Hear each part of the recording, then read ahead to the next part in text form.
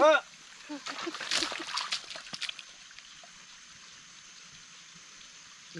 นัด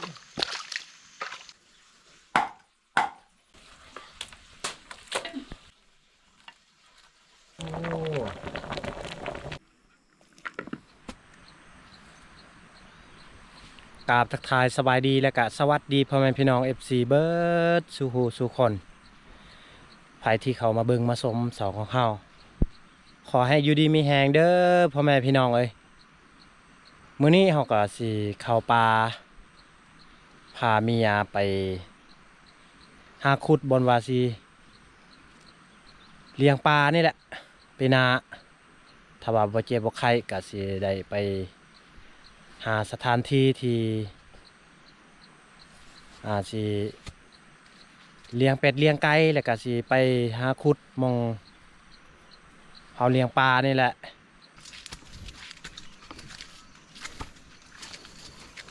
เสียหญ้าให้กันแล้วส่วนให้นี่น่าจะสิบ่ได้กินแต่หนูกินสิลองไปเบิ่งพื้นที่นี่แหละ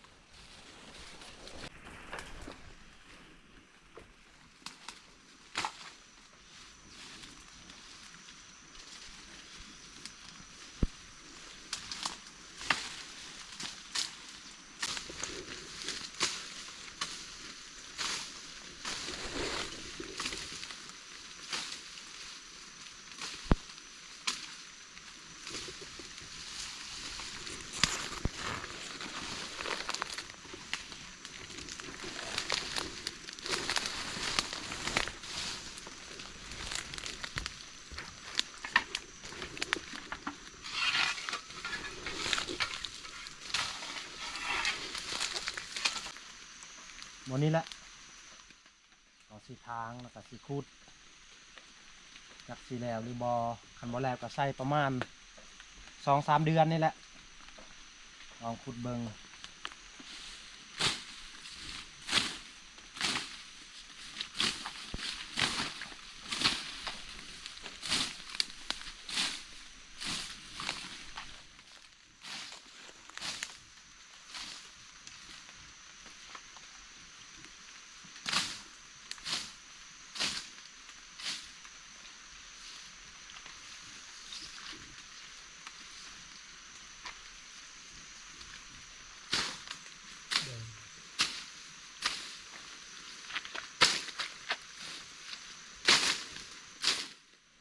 ก่อนเขาสิขุดหาทางก่อน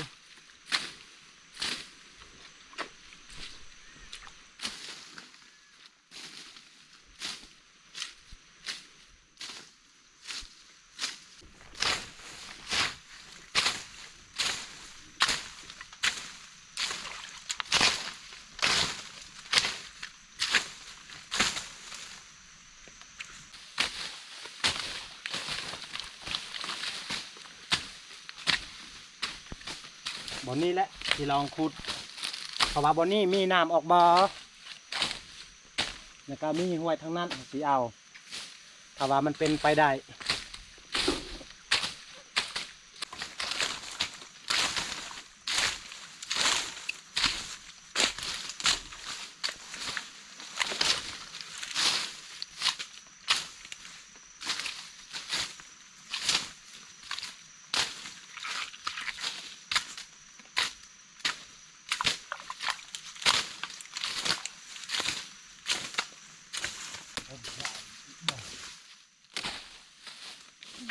ไปไกลร เ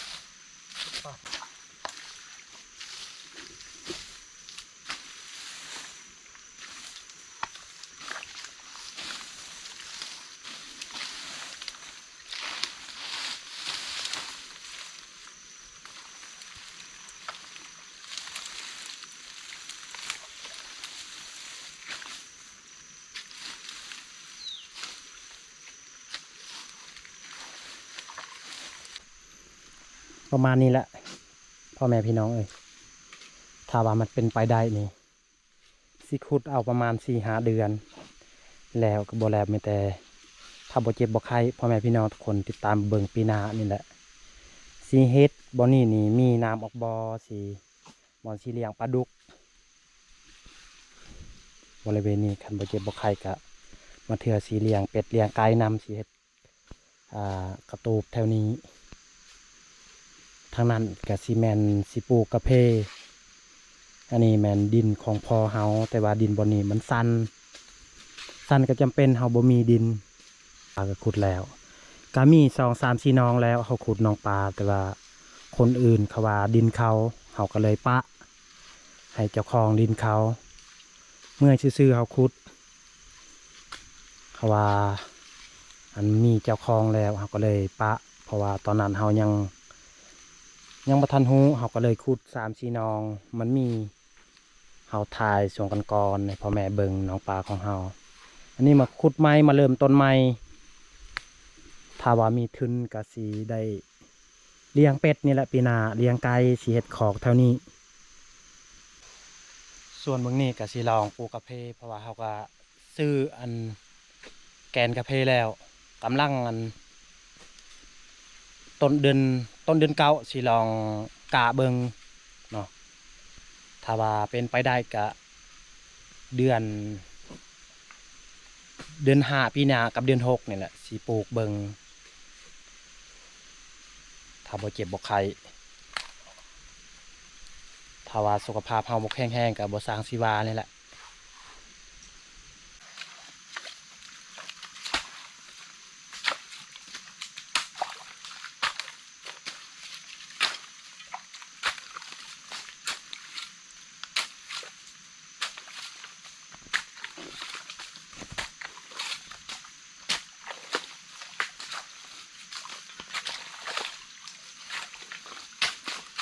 อันทางข้าว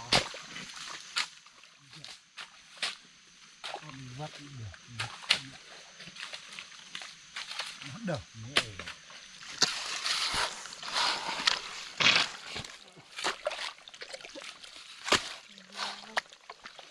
นี่เด้อ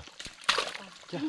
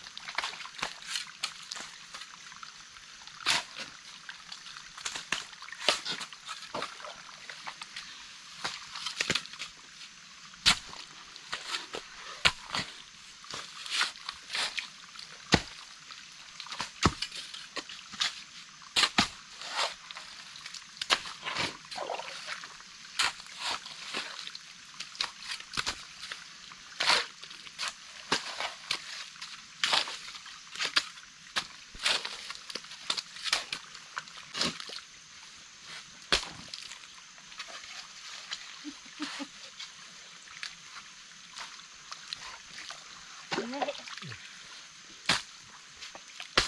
อ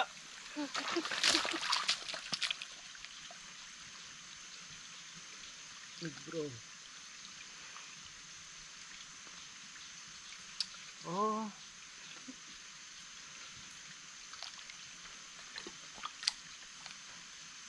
ใส่นับหานับ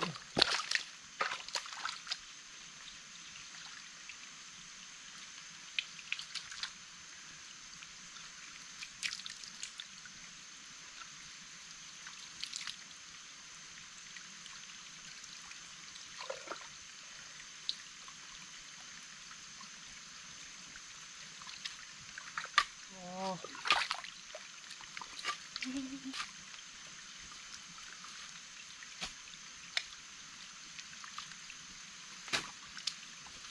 ลุงแตงดินบ่เบิงครับเกือบตาบอดโอ้เข้าเต็มตาห่อได้ขุดมือนี้ได้น้อยหนึงก็ยังลายมือเติบเพราะว่าอยากได้มันกวางแน่เอาใส่แหงเอาประมาณเดือน3เดือน4อาจจะสิแล้วช่วงนี้ก็สิกลับเมื่อก่อนสิเมื่อกินข้าวอยู่บ้านเมื่อกี้เขาไปเบิ้งหมองเขาเอาน้ำกับบ่ไกลปานใดประมาณ50 เมตรเนี่ยแหละถ้าว่ามีทุนเขาสิซื้อทอเอาหมองเขาสิเฮ็ดกระตูบสิมาพักมาพรก็คือหมองนี้เมื่อใดมีเวลาสิมาเฮ็ดกวางอยู่บนนี้แต่ว่าบ่ฮู้ดินว่ามันงามบ่งามก็สิลองเฮ็ดนี่แหละขอบเขตนี้สิเฮ็ดถ้าว่าเป็นไปได้ก็สิเฮ็ดหมองสิเฮ็ดกับอันลกไก่ลกหยังลกเป็ดนี่แหละลองเบิ่งถ้าเฮาเฮ็ดเฮาลงทุนก็ต้องได้ใส่ทุนหลายเติบซื้อทอแล้วก็ซื้อสังกะสีซื้อแบบว่าเบียร์กาแฟแน่แล้วก็ลายยางส่วนลายนี่ทอนี่แหละเขาสิเอาน้ำผักพุ้นอีกก็มีบอนว่า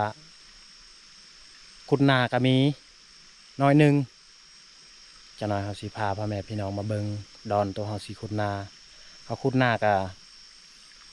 เขาใส่ย่ามเดือน7เดือน8น่าจะมีน้ำแต่ว่าเดือน3เดือน4เดือน5นี่มีน้ำแต่บ่หลายซ้ำนี้แต่ว่าเดือน7เดือน8นี่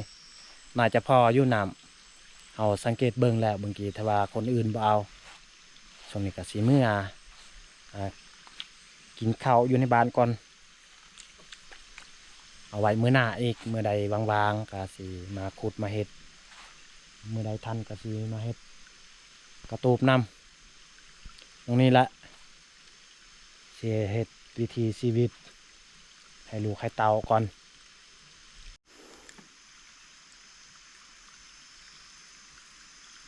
กวางหน่อยหนึงอยู่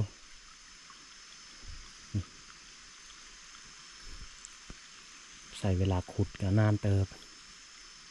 มือหนึ่งบางเทื่อเขาได้เม็ดหนึ่งนี่ถ้าว่าเขามีทุนเอานำจากหันบนต้นไม้สูงๆหันประมาณ100 กว่าเม็ด200 เม็ดนี่แหละซื้อทอจาก2 โค้งนี่ดอนตัวนี้นี่น่าจะเห็ดนาได้เห็ดตามดอนเอาเห็ดนาคันใดลงไปเลยถ้าว่าเขามีทุนซื้อทอใส่น้ำเพียงอยู่วันนี้เพียงหน่อยหนึ่งก็ยาวเติบลงกว้างในบ่กว้างปันไดประมาณ30 เมตรนี่แหละลงกว้างแต่วงลงยาวนี่น่าจะได้80 เมตรจนหอดหลุมเลยหอดนี้ขุดได้อยู่ถ้าว่าเฮามีเหือมีแหงกะค่อนข้างอัน ดินบอนนี้นี่ใกล้บ้านแน่เอารถจักรไปก็ได้ฮอดนี้ถ้าว่าเฮาเฮ็ดบอนนี้นี่น่าจะใส่ทุนหลายถึงว่าห่อใส่อันนั้นต้องได้ซื้ออันน้ำมาจับจาก10โคงเฮ็ดหัวอ้อมทางพุ่นแหละมองเฮาเฮ็ดหัวก็คือเท่านี้แหละแต่นี่หาต้นไม้สูงๆแล้วก็สิเฮ็ดตามเส้นทางหลุมๆถ้าว่าเฮามีน้ำมาจับป้องกันแบะป้องกันงัวควายนี่แหละนี่แหละเอาสิเฮ็ดอาหารแรงสีหมูปลาเพราะว่ามีอันจุไอเคยจุโลเขาได้หมูปลาเขาปันกัน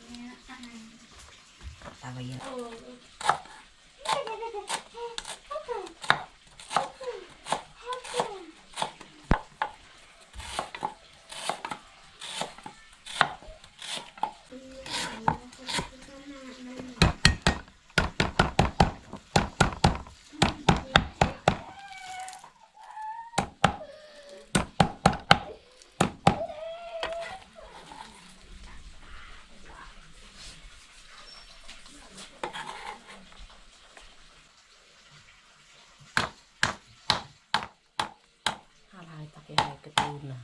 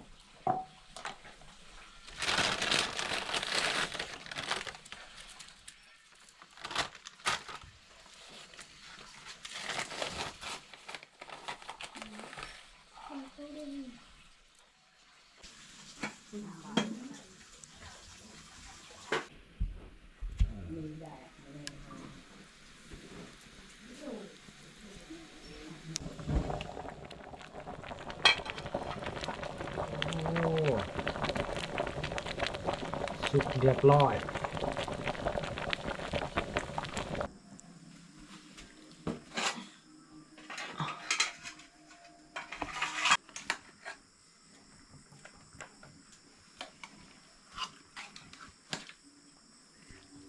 นี่ก็บุกใช่เจียแหละไปแจน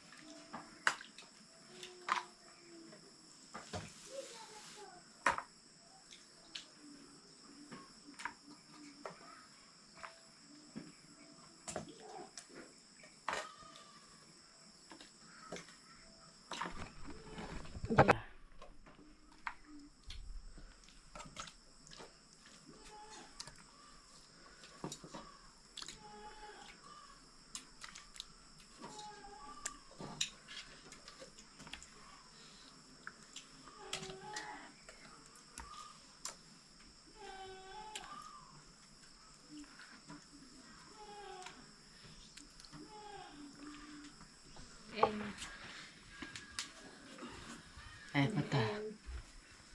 No, no. มาให้กันดักมาพ่อแม่เอ้ยมีได้กินอาหารดี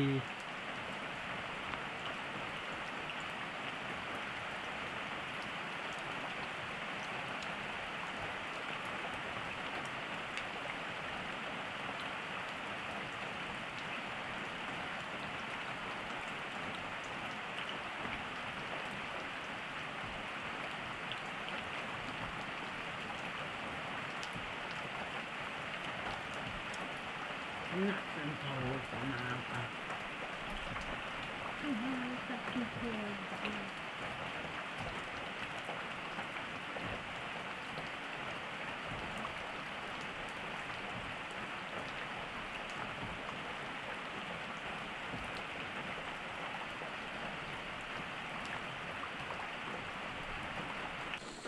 เอ้าพ่อแม่พี่น้องใครที่เข้ามาเบิ่งมาชมสองข่าวแต่ต้นจนจบเนาะ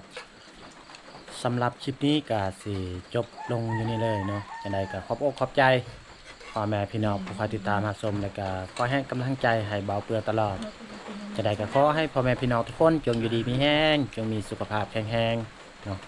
เฮ็ดหยังก็ขอให้เจริญก้าวหน้าปรารถนาสิ่งใดก็ขอให้สมหวังทุกประการอย่าเจ็บอย่าจนพี่น้องเอ้ยให้ร่ำให้รวยขอขอบใจหลายๆ